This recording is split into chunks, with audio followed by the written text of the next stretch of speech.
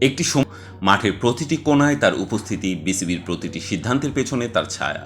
এমনকি অনেক ক্ষেত্রে তিনি ছিলেন নিয়ন্ত্রক শক্তি, যার ইচ্ছায় ও নীতিতে রূপান্তর হতো সব কিছু। কিন্তু সময় ও স্রোত কারো জন্য থেমে থাকে না, তাই এ যাত্রায় থেমে থাকেনি সুজনের জন্য। বুধবার বিসিবি পরিচালক পদ থেকে পদত্যাগ করেছেন তিনি। 12টি বছর দীর্ঘ এই সময় তিনি শুধু পরিচালক হিসেবেই সীমাবদ্ধ ছিলেন না। কখনো প্রধান কোচ, কখনো অন্তর্বর্তীকালীন কোচ, কখনো টিম ম্যানেজমেন্ট, কখনো বা টিম ডিরেক্টর হিসেবেও দলের দায়িত্ব কাঁধে নিয়েছেন। অবিশ্বাস্য হলেও সত্য, এসবের জন্য কখনো কখনো বিসিবি থেকে মোটা অঙ্কের সম্মানও পেয়েছেন তিনি, যা সর্বনিম্ন 3.5 লাখ টাকা থেকে শুরু করে সর্বোচ্চ 15 লাখ টাকাতে উঠেছিল। স্বার্থের সংঘাত, ক্লাবের কোচিং আর বোর্ড পরিচালকের দ্বন্দ্ব, এসব বিতর্কের স্রোতে ভেসেও তিনি এতদিন টিকে ছিলেন। কারণ নাজমুল হাসানের বোর্ডে তিনি ছিলেন অবিচ্ছেদ্য।